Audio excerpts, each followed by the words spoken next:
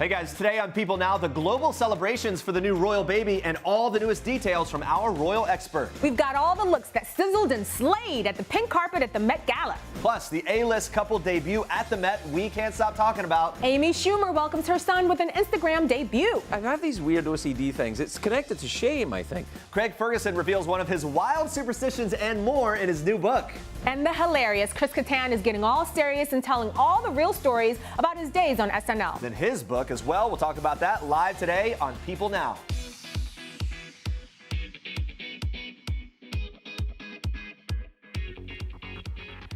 All right, guys, here we go. Good afternoon. Welcome to People Now. Good to see you. Mako in for Andrea again. Oh, yeah. How you feeling? I'm feeling really good. Day two. Day two of baby. Royal baby. Still basking in that new baby bliss over here. You might have heard, guys, Prince Harry and Meghan Markle welcome their first child, a baby boy, on Monday morning, unless you're under a rock somewhere. Yeah, I'm still flying high. We're definitely still celebrating, and so is London, England. For the very first time, it's super exciting for them. Monday night, the London Eye was lit up blue, white, and red in honor of the new royal baby. The Tower Bridge, well, it was lit up blue, and BT Tower had a marquee reading. Congratulations, Harry and Meghan. It's a baby boy. Love that. To the new parents, the world is excited. Yeah, the whole city's celebrating there. On this side of the pond, Niagara Falls was illuminated blue Monday night for the occasion. Very cool stuff there. The falls were also lit blue, by the way, when Prince George and Louis were born, and then they were pink when Princess Charlotte was born. So everybody kind of celebrating. Yeah, super exciting stuff. I feel like I know them personally. That's how excited I feel. We're projecting a lot of personal connection I know you here. feel it too, but we still have a lot of questions. So lucky for us, People's senior news editor, Erin Hill, is here to help us answer them. Hi, Erin. Hi. How you doing? I'm still wearing my pink because I thought I was going to be a girl. I'm so off on that. I was convinced it was a girl. I knew the whole time. I'm going to let the record show. I said boy early. Harry and Meghan, officially parents, about a day and a half now. How are they holding up based on what we know? So Harry has already admitted he's only had 2 hours of sleep, but he's fine with it. He's happy. He's over the moon. He said so himself.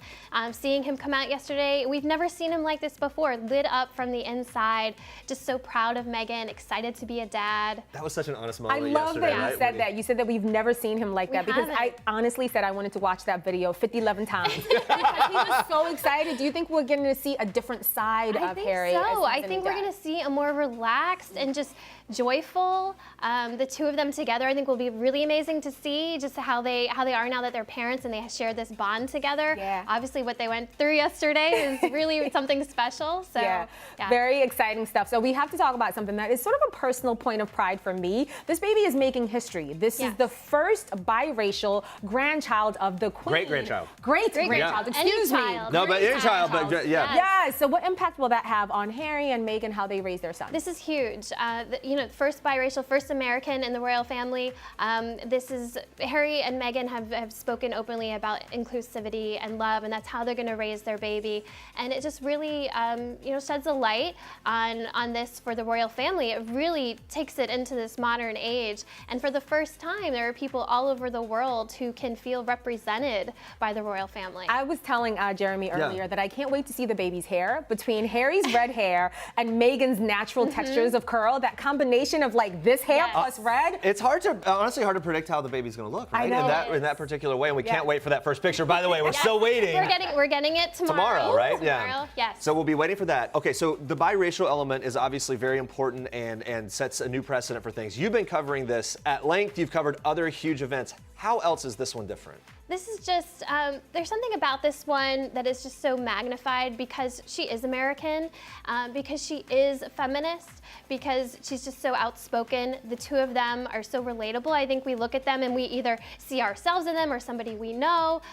They're just different. They stand out. There's also this little element, we talk about this a lot, they're further down the line of succession. Right. So they kind of have this wild card factor. They have the room to do things how they want. It's like, oh, what are they going to do? Yes, and it becomes fun. They have the freedom to break protocol. They don't necessarily have to follow the same rules in terms of dress, how they're going to raise a kid, where they're going to live, where they can travel. Sure. So, yeah. Or even something as the name. I mean, we talked about sort of this earlier with Jeremy as well. Yeah, the we were discussing what the name possible could be. names. Since it's a boy, we were thinking maybe Nelson. So the predictions coming from the UK bookies today shot up Spencer for Diana Spencer. That's up there. Alexander is up there. Arthur's up there. James.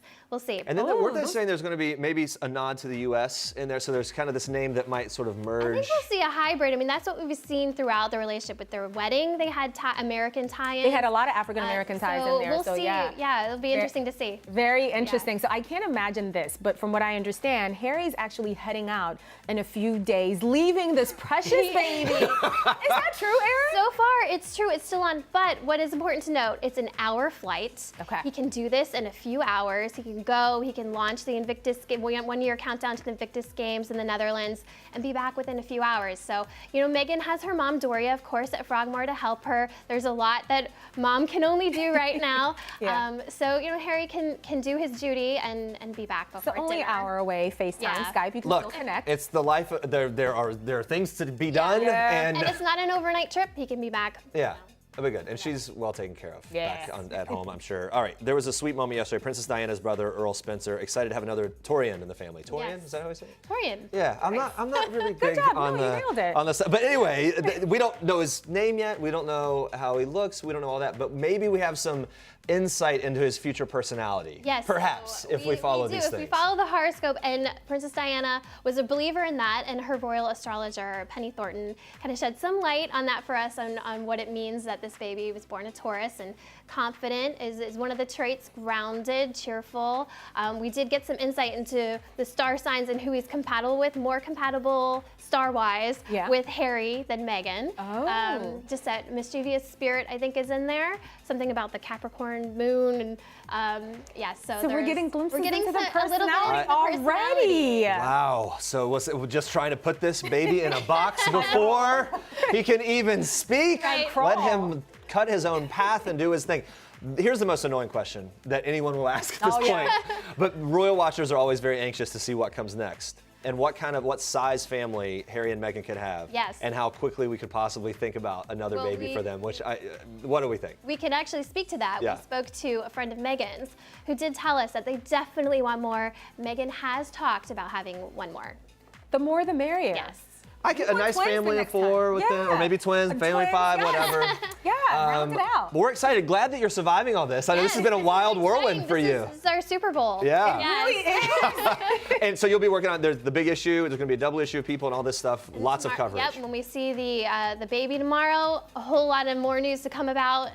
We can start seeing who he looks like and comparing to his royal cousins. So there'll be a lot of insight to come from tomorrow. Can't wait. First time to as a be family alive. of 3. Yeah. So. All right, Erin, thank you so much for being here. And before we move on, guys, we want to take a look at some of the famous faces who also shared their congratulations with Harry and Meghan. That's right, I'm one of them. But no, seriously, so many people have sent their well wishes to the new parents and their son. Let's start with baby Sussex's aunt and uncle. Uncle Prince William and Aunt Kate Middleton are delighted to welcome their new nephew to the family. Harry's older brother and his wife stepped out just 1 day after the baby's birth. So William said that he was absolutely thrilled, adding that he was looking forward to seeing the new family in the next few days once things have quieted down a bit. And then he joked that Harry was now a member of a very elite club. Take a look at this. I'm very pleased and glad to welcome my brother to the Sleep Deprivation Society. It is parenting. Definitely is. I know all about that sleep You're part of deprivation that club? society, especially those first days, that first phase. Yeah. And when asked if he had any advice for his younger brother, William replied, "Plenty of advice. I wish him all the best, and I hope the next few days they can settle down and enjoy having a newborn in the family and all the joys that come with it." Meanwhile, Kate said it's such a great time of the year to have a baby. She knows too. Yeah. Louis and Charlotte both recently celebrated birthdays in the spring. It And feels the nice. weather is nice. Welcome, new baby. Kate also said that she's looking forward to finding out what his name's going to be. I know, Kate, we are all. Adding, quote, these next few weeks, it's always a bit daunting first time around, so we wish them all the best. Does Kate really not know? She doesn't know. Harry said they're still working on it, figuring it out. All right. Grandparents Prince Charles and Camilla also stepped out in Germany for a 3-day tour. Charles said, quote, "We couldn't be more delighted at the news, and we're looking forward to meeting the baby when we return." That baby is so loved. Meanwhile, Harry's friend, former First Lady Michelle Obama, also sent her congratulations across the pond in a tweet writing, "Congratulations, Meghan and Harry. Barack and I are so thrilled for both of you and can't wait to meet him. #royal baby." And Meghan's former Suits co-stars tweeted after the happy news on Monday as well. Patrick J. Adams and Sarah Rafferty, who also both attended the royal wedding back in 2018, sent their love and happiness to Meghan and family. Very, very sweet. All right, let's talk about this. Brad Pitt finally addressing the Jennifer Aniston dating rumors, sort of. On Friday, Brad was spotted heading to his car in Los Angeles when a cameraman stopped him to ask the burning question apparently on everyone's mind. Is he getting back together with his ex-wife, Jen? The million-dollar question. Okay, so here's how the actor responded. Well, he laughed it off with a simple, oh my God. But guys, that's not a no. I think we know where he stands on those rumors. Right after Pitt drives off in his SUV, right before kindly telling the cameraman to have a good one. Jeremy, that's a very classy way to leave a very awkward situation. Yeah, and look, it's been 14 years since their split. I'm sure he's tired of being asked about it at this point. They were married in 2000. They split in 2005. Yeah, well, Brad and Jennifer are finally both single at the same time. Now, if you remember, Jennifer and Justin Theroux, they split in 2018 after 2.5 years of marriage together and nearly 7 years together. Meanwhile, on the other side of the ranch, Brad and Angelina Jolie divorced in 2016 after 2 years of marriage and 12 years together. So fans, I can understand this, are sort of looking at this moment for Brad and Jen to be side by side This again. is all wishful thinking and some dreamland here for the fans. The dating rumors sparked up. Don't forget, Brad shocked everyone when he attended Jennifer's star-studded 50th birthday party. That was just back in February. There, they hugged, they chatted a bit. A source told People, though, she didn't really pay any special attention to him, but it was enough to get everyone buzzing about it, right? Get everyone talking about it. Another source says they have, quote, a very civil relationship, so they really do seem to be just friends. Plus, dating isn't even a focus for Jennifer right now. Yeah, so Jennifer Aniston is gracing the cover of Harper's Bazaar's June-July issue. She gets pretty candid about dating and her love life. She says she hasn't closed the door on love, but she has a busy schedule, kind of keeping her occupied these days. She says, quote, my focus has been on the morning show, and she's referring to her upcoming Apple series co-starring Reese Witherspoon, which we're pumped for. She continues by saying, dating has not been one of my first priorities. I feel like whatever romance looks like, it will present itself, and it's not about seeking it out. That's her a take. very healthy attitude to have. So the interviewer even asked if she was on dating apps, and she said, quote, am I on OkCupid? No, I have zero time, to be honest. However, she is open to love. She says, quote, when love comes knocking, it's going to be welcome. She continues on saying, I'm not like, no, I'm done with that. That's never going to happen again. So that's good. She still is keeping the door open. Right. She also spills what she's looking for in a partner, saying, quote, a sense of humor, a strong sense of self-worth, confidence, kindness, generosity, good people surrounding them. I think that's always good. So guys, if you're out there, write that down. Of course, we hope both Brad and Jen will find love again, even if it's not with each other. That's we right. would love to see that. Anyway. Fingers crossed. So fingers crossed there, but the stars did come out for Monday night's Met Gala. We had our fingers crossed that they would blow our minds, and they did. And they did. The They theme was succeeded. camp, notes on fashion. Our favorite celebs did not disappoint. Mako, who are your faves? Jeremy, I had so many to choose from, but if I just had to pick my top two, let's start off with my boy, Billy Porter. Oh my goodness. I mean, he slayed it. First of all, look, he's carried by 6 Broadway dancers. I love that nod. Gaga level entrance, Very right? Gaga level. That's how I walk into work on a Monday morning. But let's take a look at this wingspan, this custom catsuit. It measures 10 feet wide. So that's how you make an entrance. I'm here for the whole, so he's dressed up as the sun god, right? I love the makeup, I love the hair, I love the entrance, I love everything about it. He is camp. I'm sorry, I could go on and on about it. That's camp for sure. All right, now what are your other Yes, favorites? but one more. Oh my God, let's talk about Janelle Monáe, my doppelganger. I love Janelle Monáe. Well, that's in my wildest dreams, guys. No, absolutely true. People say that to She you. is my twin. Hats off to Janelle Monáe for this look. So here she's wearing her signature black and white, but look at that pop of color. And look at the hat blinking stack eye. and the hat stack. The hats are stacked, but the blinking eye on the boobie. I am obsessed Blinking with it. eye on Yes, you have to see it in motion. Jeremy, I could go on and on. Tell me about some of your No, favorite but let me looks. just say this about her. The thing I love about that look, it's over the top in a great way, but it's also very artistic. It looks like a is. piece of art, It right? is. So it's a performance. It's a piece of performance art. That blinking eye totally represents that. And I just think she nailed it. The makeup was also really nicely paired with the whole look. Yeah, she's so talented and just incredible. She An can fit electric into lady. any sort of scenario, and she just nails it. All right, Yeah. here's for me. We're going to talk about a lot of ladies. Let's go Okay. to the dudes for a minute. Michael B. Jordan.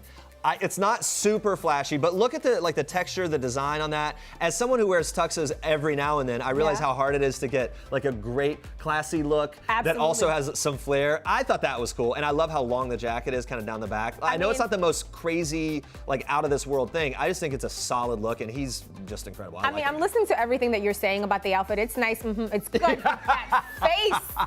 Oh, Michael Not B. Jordan. so interested in the outfit. Not so, but I think the outfit was great. I do love like like you said, the length of that jacket, very, very All right, let's quickly move on before Mako melts down. Darren Criss. Yes. Now, he did go full throttle, kind of over the top with the theme. He's got the full makeup look here, the purple on the eyes, and that look. And then the jacket, obviously, back to the whole art piece thing. Totally nailed it. Here's the thing with camp. It's all about going over the top and really just exaggerating something and making it into a piece of performance art. He, like Janelle, looks like a piece of walking art. So there's some of the dudes that I liked. Let's get into some of the most talked about looks of the evening, though, Mako. There's a Oh lot. my God. So as one of the co-hosts of the evening, Lady Gaga kicked off the evening with 3 iconic outfit changes right on the pink carpet. You had to see it. We're going to talk about it. Gaga went from the over-the-top hot pink Brandon Maxwell dress down to her skivvies. It was unbelievable. I lived for that Look, moment. the looks are one thing, but leave it to Gaga to be able to pull off changing 3 times as she's walking 4 the times, same Jeremy. 4 times as she's walking the car up the stairs. Boom, changes. And here's boom, what I love peels about off. it as well, that she incorporated her friend, Brandon Maxwell. They've sort of come up together. He's been dressing her for a while, and now he's a top designer. I love that they keep working And with they've each got other. the rapport now, so they can say, hey, let's collaborate, come up with a crazy idea. Yes. This was really great, too. All those guys grabbed it at some point and kind of threw that up in the back. Yeah. All right, J-Lo and A-Rod, they appeared at the Met Gala on Monday. It was J-Lo's 11th Met, her 3rd with her now fiancé, Alex Rodriguez. We've tracked along with them through the years. We sure do. I like this Such a look. happy- It's kinda- I like it's this like a look very as well. clean, like, Very look. much so. So here's the thing I love about Alex is that he steps away and lets J-Lo have this moment so we can get these amazing shots. Let's talk about J-Lo's dress. It wasn't the only sparkling thing. Let's go back to that shot. That 16-carat engagement ring, it came to play, honey. Lopez shined bright in a silver fringe, Look at this pose. a beaded Versace dress. I mean, poke the booty out. If you got it, flaunt it. So here's what the dress featured. It featured a sky-high slit, a plunging neckline. By the way, can I remind you guys that J-Lo will be 50 this summer? She's She amazing. is drinking from the fountain of youth. So she paired this look with a matching fringe headpiece. I'm seeing a lot. I think this will be a very bridal style, the fringe headpiece. Oh, okay, yeah. Yeah, and Harry Winston jewels. So you know that was $1 million look. Alex Rodriguez has become a professional stand to the side and let her shine dude. That's his that's what- whole role in their relationship publicly. Yes. Step to the side, let her the do her woman thing. shine. All right. Cardi let's B. Talk about my girl, Cardi B. She literally brought the red carpet with her to the Met. So here's what she wore. She wore a custom oxblood Tom Brown gown. It featured a 10-foot circle train. It looked really heavy to me, but I gotta say she pulled it off. And she topped off the entire look with another beaded headpiece. I see a lot of headpieces. I saw this as it was rolling out as she arrived. Look Yeah. at that, how it kind of cascades Oh down the my stairs. God. It was really beautiful. You could tell that texture, whatever that material is, it seems soft and light, Mm-hmm. just kind of flowy, where some of them are a little more structured. I think that was an incredible look. It was an incredible look. And just I for the can't night. wait to see the memes, though. I know Twitter is gonna kill us with How those. did anyone use the bathroom Yes! inside? I Well, don't get you it. changed, And Jeremy. The Yeah. layout, how do you sit at a table? Anyway, let's take a look at who made it Met Gala official. Everybody talking about this. Jamie Foxx and Katie Holmes. Now, Foxx and Holmes made their public debut as a couple at the Met Gala Monday night. May seem trivial to some, but in the world of celebrity, this is kind of a big statement. This is a big deal. So here's the thing. The pair didn't hit the red carpet together, but they posed for pics inside the event in front of the flower wall in the main Met Hall. So they're saying a statement without saying anything at all. Even in front of the flower wall. Yes. They cozied up, by the way, next to each other, their hands around each other when they stopped for the photographers. Everybody was buzzing about this. By the way, she looks great. I like the little feather off the side. She looks stunning, and look at who they got a picture with. I'm sure they were reciting Cardi B lyrics. I would love to see what this conversation was like. Cardi and Holmes both had a tulle look going on that really went perfectly, just like you were saying, with that flower backdrop. Feathers everywhere. Yes, and Holmes, you guys absolutely killed it, right, JP? Yeah, the Zach Posen gown. It was made just for her. It was made of 300 yards of hand-sewn tulle and featured 3D detailing. Yes, that's a thing. Yeah, let's talk about it. GE Additive and Proto Labs teamed up with Zach Posen to design the 3D details and the palm leaves collar, which attach at the neckline and they draped over Holmes's shoulder. Look, she's got the. I mean, I'm not the pro, but Those the are beautiful makeup looked shoulders. great. The eye, the shadowing and eyeshadow, everything. you got it, yeah, Okay, the I'm getting it eyeshadow's here. very Taking me a little bit. The 3D printing though in palm leaves, it took over 56 hours to make. That's according to a rep from Zach Posen. That is full commitment. That is dedication. And Fox, well, he kept it classy with a black suit and a skinny tie. Plus, he had on some sleek shades. I have to be honest, I'm not a fan of shades indoors, but if you're Jamie Foxx, he gets a pass, you can right? get away with it. And he topped off this amazing look with a sequin panther pin to accessorize. The key here though, the purple shoes. Oh, yeah. You can't make your couple debut without matching your date's dress. That was the tie-in for them. Purple brought it all rain together. is what I'm seeing. Purple rain. Holmes and Fox's super private romance has been going strong since 2013. A source recently told People that the couple makes time for each other as much as possible, but they respect each other's busy schedules. Here was a quote: "When they can spend time together, they do. When they're busy and they can't, they don't. They are two adults who enjoy each other's company and have for a long time." And don't forget, Jamie Foxx there have been some moments in the press where he's been asked about it. He hasn't talked about it. Tight-lipped. Tight-lipped, so this is a big thing. Yeah. All right, guys, stay with us. We are talking even more Met Gala goodness later in the show with People senior news editor Brittany Tallarico and People's deputy style and beauty director Alex Apatow. We still have to talk about Katy Perry's burger outfit. I guess that's in addition to her to the chandelier thing as well. All right, stick around for all of that. But now that we've taken a look at all those glam Met Gala outfits, we want to know which celebrity rocked your favorite look of the night in our People poll. Yeah, was it Lady Gaga? Was it Janelle Monáe? Was it Katy Perry? Or someone else that we haven't mentioned? Vote right now. Tell us who your fave is using the hashtag #PeopleNow. We're going to check in on those results in a little bit, but for now, let's move on to this. Madonna skipped the 2019 Met Gala after performing in a surprise show at the annual event last year. Don't worry, though, she was still celebrating on Monday night in her own way. That's right, Madge. Well, she shared a video from New York City's famed Times Square where billboards for her upcoming Madam X theater tour and album were displayed on one of the area's biggest buildings. I'm excited for She captioned the post, "Madam X had her own Met Gala in Times Square. She travels the world, but she loves New York." Yeah, early on Monday, Madonna announced her intimate theater tour across North America, launching this fall. We're going. By the way, we'll do it. All this comes in advance of Madonna's upcoming album, of course, called Madam X. Madonna explained why she decided to name her new album Madam X on Instagram, saying in part, quote, "Madam X is a secret agent traveling around the world, changing identities, fighting for freedom, bringing light to dark places." Don't worry, it gets even more detailed because she's going full character on this. She went on to say Madam X is a dancer, a professor, a head of state, a housekeeper, an equestrian, a prisoner, a student, a mother, a child, a teacher, a nun, a singer, a saint, a whore, and a spy in the house of love. I'm Madam X. I That's am the Madam quote. X as well. Well, she's Madam X, you're Madam X. I don't know if I am, but you are figure as it out. well. Okay, so here's the thing. Her 14th studio LP will be released on June 14th, and advanced ticket requests for the Madam X tour are available right now through Friday, May 10th. All right, let's move on to this. Amy Schumer, she's officially a mom, guys. Congrats to them. Announced the whole thing on Instagram Monday that she and her hubby, Chris Fischer, welcomed a baby boy Sunday night. It's raining babies. Something's in the water. She posted a hospital pic of herself cradling her new bundle of joy while Chris kisses her on the cheek. Captioned the post 10:55 p.m. last night. Our royal baby was born. Obviously, a little nod there to Meghan and Harry welcoming their baby boy on Monday. That's right. She also posted 2 pics on Monday while posing on the Met steps as everyone was setting up for the Met Gala over the weekend. She was getting ready to give birth. I saw this popping up on my feed last night. I think it's hilarious. She captioned the post, "Met look this year, last night on the way to the hospital." So on the way to the hospital, I love it. The blurriness of these pics make them even better. So can you imagine her husband jumping out of the car to get a couple of quick photos? I love the crew guys like kind of stand around. You see a couple of them, they kind of recognize her.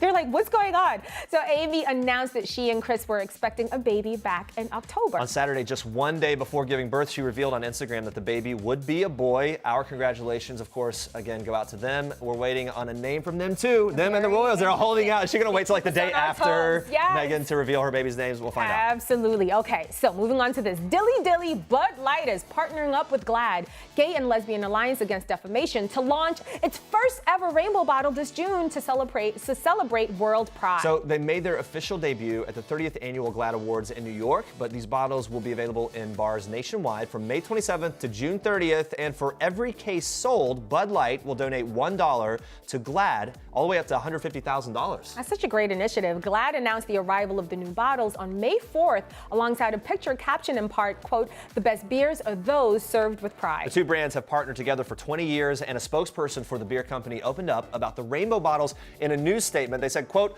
"The way we see it, our beer is for everyone to enjoy, so we are looking forward to seeing Pride bottles at bars throughout the month of June and beyond. With the release of these new bottles, we hope to create something that everyone can feel proud to hold during Pride Month that also makes a positive impact for GLAAD's initiatives and the LGBTQ+ community overall." That was their statement on the whole thing. So you can feel good about getting your friends a Bud Light. So to the crew and staff here, I'm getting everyone Bud Light. There you go. Coming up, we are breaking down the wildest Met Gala looks with our People Style editors. That's just a few. Plus, Chris Kattan joins us live to talk about his new book. Lots of revelations in that. We can't wait to break it all down in just a few. All right, here we go. In honor of the royal baby's big arrival, we caught up with Marisol Morley, the founder of Brooklyn bake shop Tiny Kitchen Treats. Yeah, Jeremy, she was actually one of the artists behind the themed cookies at Meghan Markle's New York City baby shower back in February, that long ago. Look at them. They're so so good. detailed, I know. look amazing. They look tasty. And by the way, we had a great time decorating cookies that are perfect to celebrate the new moms and new babies in your life. Maybe it's too much fun. Is Never that. that. Check this out. We are so excited to be joined by the founder of Tiny Kitchen Treats herself, cookie artist Marisol Morley. Hi, Marisol. Hey. Look at this. Everybody's phone is off. Uh-oh. A hot mess. Okay. Are you gonna eat it? I can tell mine's gonna really be a disaster.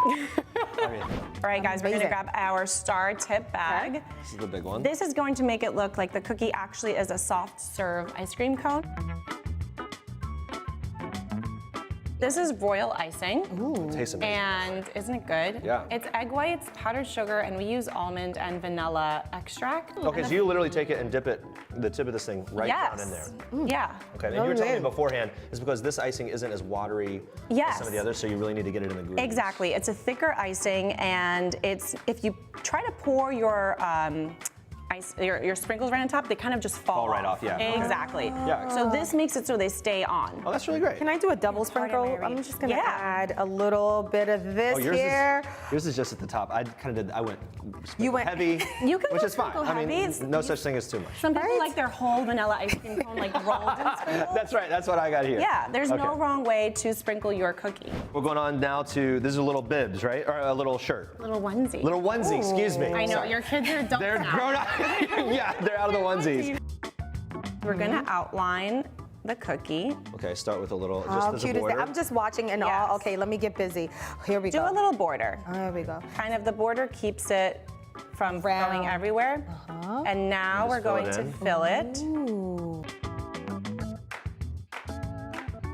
I see the finished ones have the little drip down. Oh, you just kind of do it like You're that. actually Okay. gonna give it that drip. Okay, technically, There yes. we go. But is it pretty? No. But it still tastes amazing. All right, so now we're just sprinkling Now we sprinkles just on this one. add You a don't little dip. more. Yeah. I think it's time to pick our favorite and Okay, taste. let's I've see. been I want the told- one with the most I'm icing doing and this- most I'm sprinkles. doing the onesie. You're going for the onesie, Marisol? What are you going for? Going for this. So like a Little little rattle. smaller. I'll go for the rattle. Yeah. Cheers to our dessert. Oh, cookie cheers? Okay, fine, whatever. So good. I can't believe the bag exploded.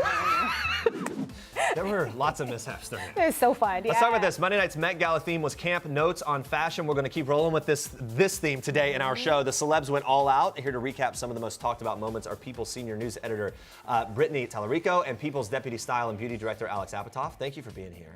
Thank you. We're excited. Favorite moments? Yeah, right out of the gate. favorite moments. Top one or two. Mine was Gaga. She opened it up. She had that metamorphosis on the carpet, Yeah. shedding her outfits like a Russian doll. She looked amazing. 4 different Brandon Maxwell looks. She turned the carpet into her own stage. She killed it. Alex, did you have any? Oh my God, and you thought this entrance couldn't be topped, and then Billy Porter shows up being carried by 6 shirts. Oh, that was crazy. That was so wild. Egyptian litter. It was unbelievable. That was my favorite look as well. and those were the first 2 of the night. Those were it the- only got crazier from there. Can we just back to with a bang. the Gaga thing for a second? Yeah. We saw in that video, Gaga and many people had this eye deal, which I don't know what to call it, but it's like kind of eyeshadow? like like toothpicks coming out of the eyes that scare me, but they looked amazing. What do you feel about that look? What do we call it? I think it was like a doll effect, right? So they had these like major, there were gold eyelashes. Eye spikes Oh, is what I call eye it. spikes, but I think it was to give that kind of like animated doll-like effect. Yeah, All right. almost. Jeremy, like, how, to be- how are really you looking at the campy. eyelashes when all of this? It wasn't that particular. This woman changed into 4 outfits, went Okay. into her underwear, and you're looking at the eyelashes? I'm here for it. I love feel it. like camp is the art of being extra. The art of being Yeah, extra. that's what it Let's is. talk about Kim Kardashian next. This look. Yeah, speaking of the whole thing. Of extra. And let's talk about how this goes with the theme of the night. Oh, this is unbelievable. I mean, Terry Mugler, she coaxed him out of retirement. 20 years he's been out of the game, too. If anyone can do it, it's her. Yeah, it's her. 8 months in the making. It's supposed to look like she's coming out of the water dripping. So you can see there's beaded. California girl coming out of the water dripping wet was her quote. Yes. By the way, we've seen her do the dripping wet hair thing before. It's kind of become her signature. This was next level. I literally was watching it. I was like, wait, I think she is actually just like soaking wet. She did it on the cover of, she did it on the cover of Vogue. Right. So it's very fitting that she came out and had this moment. Her whole waist is just snatched. Like, #what waist, right? Unbelievable.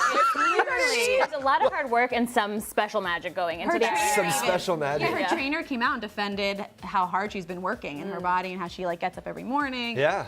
Well, She's really committed. She rocked the look, and a lot of people. Now we were even talking backstage. A lot of people that wouldn't necessarily like point out or love Kim K really loved that look on her last night. You know what I think is even more extra than that? She wears this 8-month in making couture creation. Kanye wears a $40. I saw the jacket. Yeah. $40 Again, he knows who is here to shine, and it's her. Absolutely. Let's talk about another couple that we love. We have Priyanka and Nick Jonas. They also made their debut as the grand return, but this time they came as a married couple. Let's talk about this look. Was it a favorite of the evening? What did you guys think about it? It was more polarizing, I would say. Yeah. That was fun. They had fun Polarizing. with it. Wow. Yeah.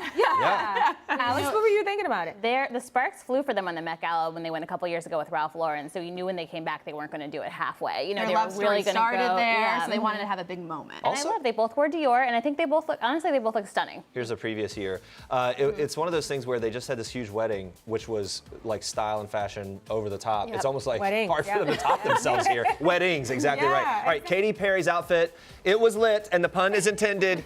What was the inspiration behind this? Take a look. Well, I mean, other than the obvious, which is chandelier. Custom Moschino design by Jeremy Scott.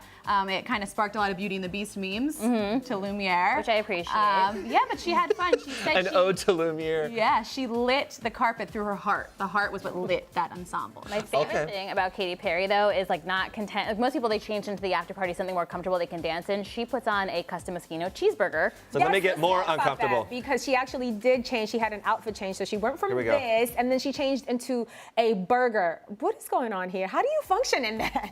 She knows how to work a crowd in a big outfit. She somehow like always gets around. She had to Years run of in the bathroom with practice. J-Lo. Yeah, years of practice for sure. I don't get it. You It's don't fine. get- The it's burger. camp, I'm Jeremy. surprised you It's weren't going to over wear the that top. this morning. Yeah, the burger. I looked for one She for even had today. a toothpick. Do you need the toothpick? I like the other thing, but committed. I don't know about the burger. All right. Yeah. Sweet reunion occurred last night. Game of Thrones fans talking about this. Sophie Turner, Richard Madden reunited. When's the last time they saw each other, and why was this moment so special, in your opinion? Well, I think any Game of Thrones kind of reunion moment right now is important. Yeah. Because as people are like going left and right, you know, you got the black people standing. You want to celebrate those Sure. special moments. Yeah. What do you think of her look? First. She was custom Louis Vuitton. I thought she looked great. She matched with her new husband, Joe Jonas. Yeah, Hot their off their debut. Vegas wedding. This was their big Absolutely. debut. I thought she had fun with it. She always has fun with her fashion. They both have like the hair thing going. Yeah. Like, he's got the white streak. Going. Yeah. Yeah. It's all about the fierce side. What do you think of his? I mean, his look is just kind of understated. It's just, Yeah. just all black. Men, and it's cool. It's really cool. But like when you have that face, you don't necessarily know. Keep the attention where it belongs. All right. Absolutely. Okay, so there were some big no-shows this year. I was so disappointed personally. No Beyonce, no Rihanna, and Blake Lively, who just announced her third pregnancy. But they were all missing. Where were they? Yeah, we were hoping for a big Beyonce moment. Yeah. She has Lion King coming out soon, so we thought maybe she's Yeah, gonna it kick would make off sense, right? her, big movie tour, but we don't know. She was fully MIA. fully MIA. Yeah, Sarah Rihanna Jessica waited Parker for as her well. We saw her in couch. that picture. We Yeah. talked about it yesterday. Andy Yeah. Cohen commented that they weren't going So to be Sarah there. Jessica Parker told her fans on Instagram that she's traveling. Yeah. And she had a big piece of pizza before she got on the airplane. Which you don't get to do before the Met Gala. You're not going to do that. Exactly. If you Yeah. want that Kim K waist, you Yeah. can't have it. Yeah. You got to eat plans. Now, is it taboo for them to sort of miss this event? Because this is sort of the marquee event. Like, we are dying to get tickets to it. Is it taboo that they missed out on it? I think there's definitely communication between them and Anna Wintour before letting her know and letting people know there won't be there. But yeah, it was a missed moment. Yeah, I think the theme might be a little intimidating, and maybe you just want to let everyone else rock it, and you watch from your couch. Well, I guess- Intimidating to Rihanna? That is not Well- even in her vocabulary. Well, by the way, Rihanna, she might not have been there. She was watching, though. She actually spoke out about her picks for the outfits, her favorite outfits, or best outfits of the night, in her opinion. She named Anna Wintour best dress. Do we agree? Was this like a little, Rick, hey, Alex, sorry, I'm not shade. there? Yeah. Was it shade? Oh, you thought, no, I think it was like a, hey, A little sorry, I'm not if there. you make it, Anna. But you look great. Yeah. Invite me next year. Yeah, right. I will be there next next year. It is one of those shocking things, though. Some of the people that we just mentioned make the biggest splash in years past, and then to not be there is like a huge deal. So anyway, all right, Brittany, Alex, thank you so much for being here. It's great to talk to you. All things Met Gala. We'll do it again next year, okay? All right, we'll be there next year. 2020. All right, guys, so we've been asking you who rocked your favorite Met Gala look in our People poll. So let's check in on the results so far. Let's see what you guys are saying. Without a doubt, it's got to be Lady Gaga. I'm not surprised. The Met's Gaga. Oh, some write-in votes. Natalie Black says Ezra Miller. Oh, yeah, I saw some of Ezra's look. He had the multiple eye thing going and a mask. Nanza and Miss Brooklyn both posted about Billy Porter, saying yes, he slayed. I mean, he totally slayed that carpet. That was his moment. And Holly says that Zendaya was my fave. Did you see that moment with Law Roach where he sort of lit up her dress? That was a beautiful moment. That was definitely Amazing. He was our fairy god style. He was her fairy god style. Oh, yeah. They also mentioned Gwen Stefani there as well. All right, guys, keep voting in our People poll. You could change it. It's not too late. You could change who wins. But now let's move on to this. Watch.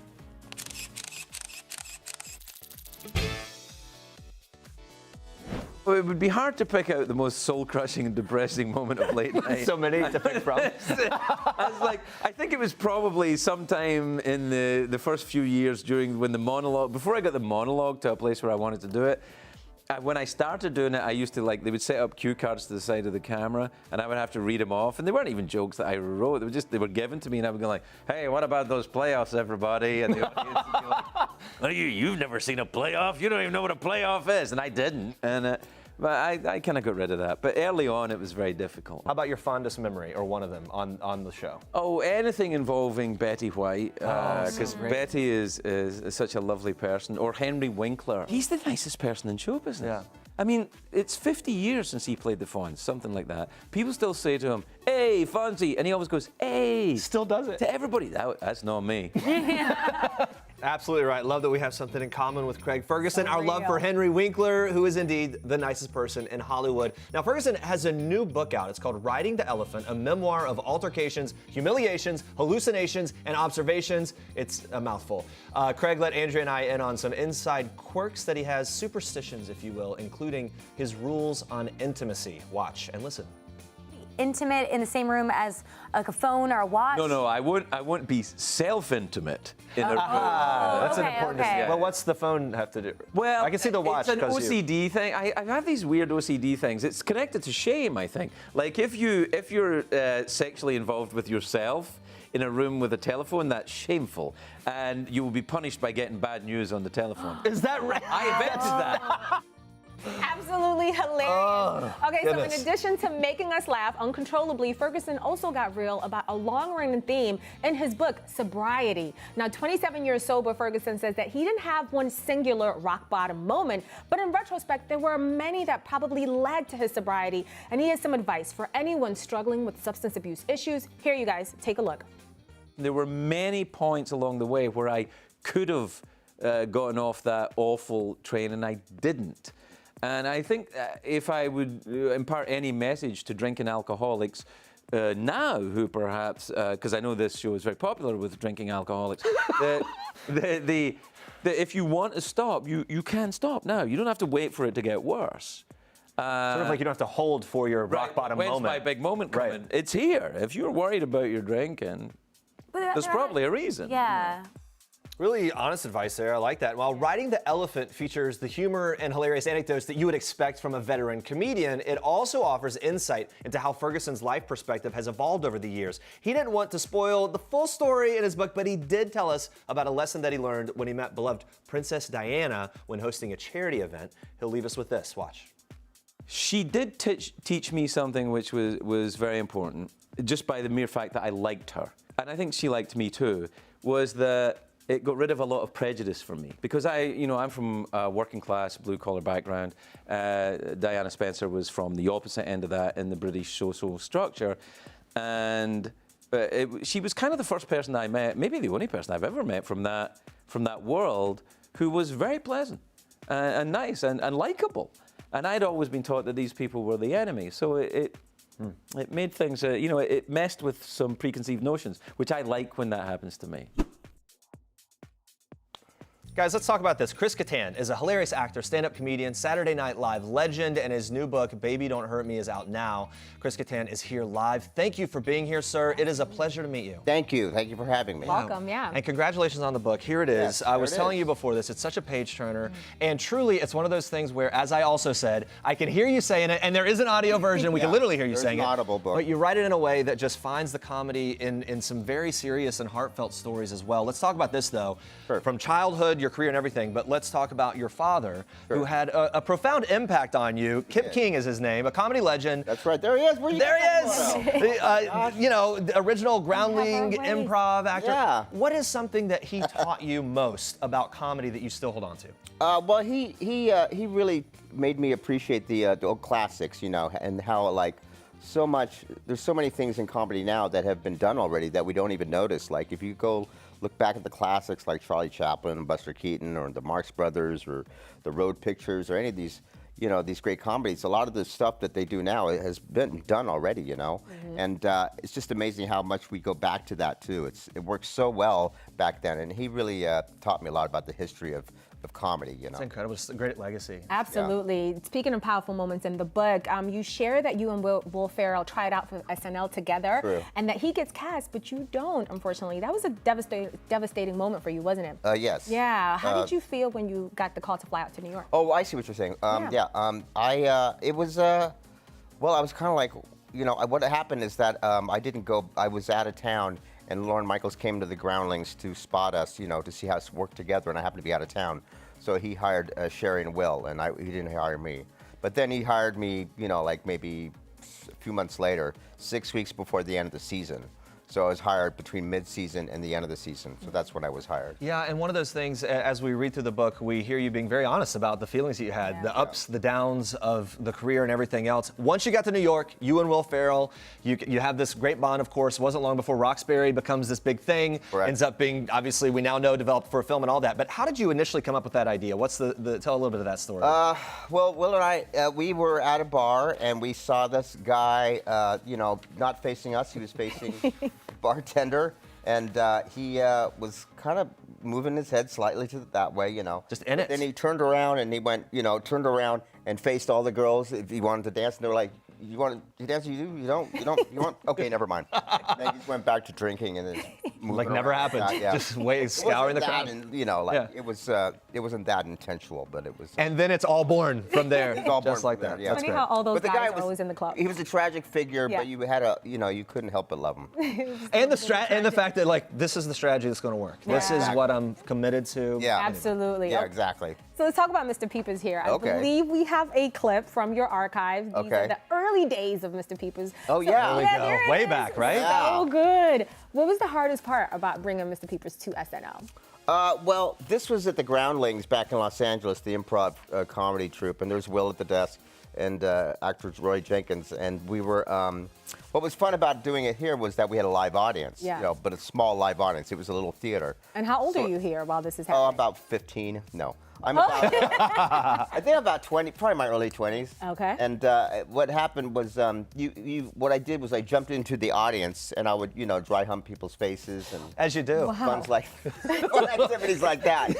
Back then, It yeah. just worked really well with the whole like inside the theater kind of thing. Yeah. And what was your favorite sketch that you ever did, Mr. Pepper's sketch? Mr. Peepers? Yeah, Mr. Peepers, excuse me. I think the one with Charlize Theron was pretty fun.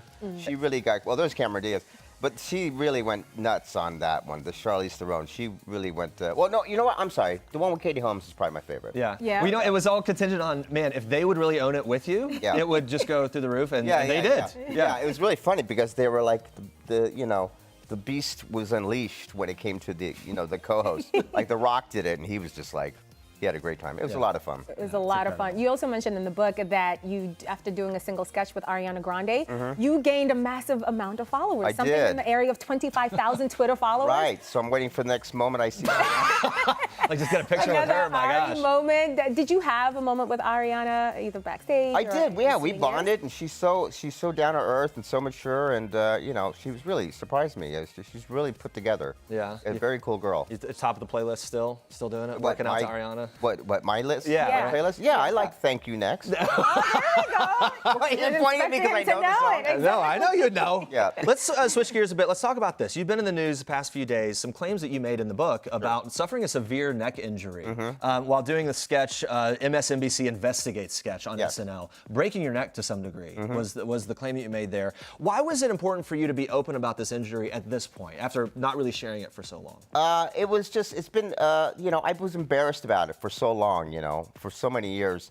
And, and it's a different day and age, like 18 years ago, it was a faux pas to be open about an injury or something that's happening, and I just wanted to, I didn't want to tell anybody about it because I was so embarrassed.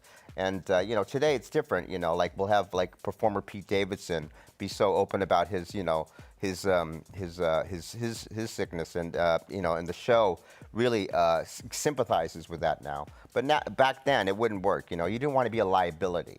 Yeah, and that's what scared me about being open about it. And you talk about that in the book, about how there's this feeling of your career possibly being in peril, and this idea that you just work through, and, and the show goes on. That type of attitude. You don't want to you wouldn't, if you have an injury, why would someone hire you? Yeah, of course. Nowadays it's different. And by the way, we of course reached out to Lorne Michaels' reps. Spokesperson for NBC said the network didn't have record of the claim. They declined to comment. They didn't comment on it any further about any of the matters in your book. That's their position on it. Absolutely. You talk about the need about why you kept it sort of a secret, but has anyone from SNL reached out to you about this? A couple people have. They were surprised to hear about it. They were really sympathized about it. Great deal. Yeah, a couple people have. You also open up about what you felt like was the sort of double-edged sword of how you felt trying to get your health together. Paparazzi wrongfully making you out to seem like a drug user or something like that. Sure, and then as you're dealing with things, ultimately ending up having a problem with prescription pills. Yes, that's That was true. something you dealt with. Yeah. What was it like navigating that for you? It was, well, at the time it was hard. I mean, when you have surgery, you have to take prescription medicine. Right. And I had like 5 surgeries because of this injury. And, but after that, I did become addicted to pills. But, I'm clean now, and it's I'm hazed free, and it feels fantastic, What did it take for you to kind of come off of that and to get sober and get sort of out of that trap? Well, it was a process. I think comedy is what really pulled me through, honestly, the love of comedy, and I just saw that, there are fans out there that wanted to see me back again and do that, do that old stuff that I did, like dry hump people. Nothing like that to kind of bring you right. That could Exactly. cure anything at that point, right? So you say laughter is healing, right? Oh, yeah, of course it is. Yeah, you talk about your sobriety, but how are you doing physically now? Oh, I'm doing great. I'm doing really well. You look good. Thank you. Yeah. Well, that's my good side. Oh, that's your good. No, all We sides. positioned you for that. That was a requirement before we moved the whole room around. Yeah, exactly. Yeah. Let's talk about this as well. Another thing that really caught my attention, I was so shocked by this story in your book while discussing the shooting of A Night at the Roxbury. You claim that the filmmaker Amy Heckerling made some sexual advances to you, offered up having or asked about having sex with you, and that you even claimed that Lorne Michaels kind of said, hey, you don't have to do it, but it wouldn't hurt anything. I was sort of shocked to hear that. Why was that something you wanted to share now? Well, it was something that was part of my life and part of my, something I want to share because that's part of what happened in my life. Sure. And that's part of writing an autobiography, And you talked about the power dynamic there. Amy was someone who was a filmmaker. Sort of the Night at the Roxbury film was sort of in her hands to some degree. Right, Lorne Michaels is Lorne Michaels. Sure. How did that power dynamic play into that situation for you? Well, it's interesting. Everybody wanted to make a movie, and Amy wanted to make a movie, and Lorne wanted to make a movie, and there's complicated things in order to make a movie, But we ended up making one that everyone seemed to love, so it was really. Yeah, I think it's for a lot of people, as our producers we read through, it's kind of in this moment of things changing in Hollywood. It's one of those you even referenced in the book, like, wow, is this my casting couch moment? Right. Well, it wasn't, but it was because I really had deep feelings for Amy. So, it was a real relationship that did happen. If you had to do it over again, how would you respond to Lorne Michaels when he, as you claim, pushed you to possibly have that encounter with Amy? How would I How would you respond to him now, or in hindsight? I'd say, I don't know. I just say, let's just keep eating. Okay, and kind of move on from it. Yeah. Of course, we also reached out to Amy Heckerling's reps, didn't receive a response at this point, but that was one of many fascinating stories in the book that you tell. Yeah, there's in a great lot of detail. fascinating stories. Yeah, absolutely. And a lot of them, can be blown out of proportion and all that stuff, But in the book, it says how it was handled, and what happened too. And how it so. all Yeah, and went down. you detailed the relationship you continue to have with Amy after that Sure. as well. Has it been a long time since you've spoken with her? Yeah, I haven't spoken to her in a while. No. Yeah. Okay, so speaking of relationships, you really felt like this hurt your relationship with Will Ferrell, and he essentially told you that he was done being your friend. How are you guys doing now? Oh, we're good. We're friends now. You're We're still friends, you know. But that was a time where I thought I tainted the relationship, you know, because I was caught in this, you know, uncomfortable situation, and you know, but we're friends now. You know, definitely. Yeah, and as He's a great guy. as someone who's a fan of the two of you together and of you individually, it's great to hear that things are on good terms. And it's just, again, I can't say enough how interesting it is to read your take on how these things played out from a fan looking on. Okay, let's switch gears here. Okay. We're taking a walk down memory lane. A little game, Oh, little here we thing go. we call Oh Snap, because basically we Snap. look at some old snaps, some old school photos. Sure, you tell us yeah. what pops into your mind Okay. right away when you see them. Let's start with this one. All right. Number one. Do I just say a word? Here we go. No, just what do you Yeah, think? what Here's do you think? the What does this famous. take you back to? Well, just remember, I had a line in this where I say, "Don't blow this for us, Gene," and I pushed Will really hard. He didn't know I pushed him so hard, you know, because I'm, you know, he thought I'm not so strong. I am kind of strong. I'm kind of built like an ant, really. So I pushed him really hard, and his belly fell out, and that's what made everybody laugh. Of course, the More Cowbell sketch, one of the Yeah. most famous ever in SNL history. Yeah. When I say when it made everybody laugh, I mean like in the scene. Right. Jimmy and I, we all broke. Everyone When was that cracking stomach up. came out, it was like, oh my God. Let's take a look at another photo that we have here. Sure. Let's see what we have. Oh. Oh. Who is this lady? J-Lo? Yeah. Oh, Talk us nice. through this scene. What I was just happening saw here? her in A-Rod, and she kind of snubbed me. Oh, Kinda yeah? snubbed you. Wait, where did you see her? It was at like an Oscar after party, and I was like, I even resorted to saying, "Hey, Mango, remember?" Yeah. And then A-Rod grabbed her hand and pulled her away, and she went, "Oh well." So do you think Yeah. they didn't recognize you, maybe? It's possible. It's yeah. possible that It's they very didn't possible. know. Okay. But Mango. My face was right there. Like, Yeah. I didn't even say my name. I said Mango. You don't forget that face. You don't forget that face. A-Rod's doing the thing, just keeping it moving. All right, one more. Let's keep going here. Got a couple more, I think. Oh, Jim Carrey. Jim He was Carrey. awesome. He's what sparked this sketch to go so well, you know. Well, the characters, he really gave birth to them, really. Yeah. He was awesome, you know. He made that neck bop go further than I ever thought it could go far. I mean, it was incredible. And have you talked to him in a while? What's the? I haven't talked to him, you know. I'm sure if I needed to, I would. Yeah, right. Yeah, no, Not right. another J-Lo moment. Yeah, sure. Yeah. I just happened to see It J-Lo just happened. recently. to No, see- right. Okay, here we go. We Oh. have one with Gwen Gwen. Stefani Yeah, and Jimmy, there they yeah. are checking to see if my breast is bigger than the other one. And that's the only memory the I have of that. verdict. Yeah. She has a child now, right? Doesn't she? Well, she has a couple of children. I mean, couple, like she's- 5? Yeah, she's with Blake And with Shelton. Blake Shelton. Yeah. Blake Shelton. All right, we have Man. another one here. I believe we have two more. Okay. Oh, What was There's, happening Anthony here? Kiedis. Yeah. that's us talking about how I should grow out my hair like his. Oh. That's what we're talking about. So he was convincing you to do it, and your Yeah, but I thoughts didn't were? do it. You didn't do It's it? going to take way too long. It's never too late, Chris. No, that's what I say. Yeah, we have time for just one more. Believe it or not. Could we pull that up? Oh. De Niro. De Niro. Robert De Niro. Yes. Here he is. Actually, this is not a scene. This is actually in my home. He comes over frequently, Perfectly lit for him to sit on your bed. It's and he wild. tucks me in. tucks you no in. charge. Very nice. De Yeah, Niro does still it a all the Mets time. fan, even beyond childhood. Yeah, exactly. Uh, That's right. yeah, right. Last week he broke into my house and put me to sleep. The full So nice. PJs, whole Yeah, thing. very sweet. Chris, thank you so much for being here. You're welcome. Thank you for so sharing much. everything. Guys, pick this book up. Page Turner. It is a page turner. Page You're gonna turner. love it. And maybe listen to it. If you want to hear the man Yeah, tell Audible, you the story, right, exactly. make sure to pick up the book. It's Baby, Don't Hurt Me. It is out, available right now. All right, right. coming up tomorrow, country star Carly Pearce. She's spilling on new music, touring with Jason Aldean, and much more. And so much more. Plus, you guys, tomorrow, the Sports Illustrated swimsuit issue is finally here. We have two models. We have Barbara Palvin and Halima Adden. They're dropping by to talk all about it. And thank you so much for tuning in. And for now, we leave you with one last thing from Craig Ferguson. Bye, guys. Bye. Hello, I'm Craig Ferguson, and this is one last thing. The last time I laughed uncontrollably was when I looked in the mirror this morning and saw myself naked. The last time I got choked up by a film was, I'm going to tell you the truth, Crazy Rich Asians. I think I've just fallen in love with you all over again. When I was like, I started the film because I was being made to watch it by someone who will remain anonymous, but that I am married to. And I was like, I don't want to watch this. And by the end of it, I was like, I hope it works out for them. The last time I acted clumsily was actually about a couple of minutes ago when I bumped into Katy Perry, who's an old friend of mine, but very impressive. And so I think I spilled coffee on her. But she's used to, I'm always like that around her, so it's okay.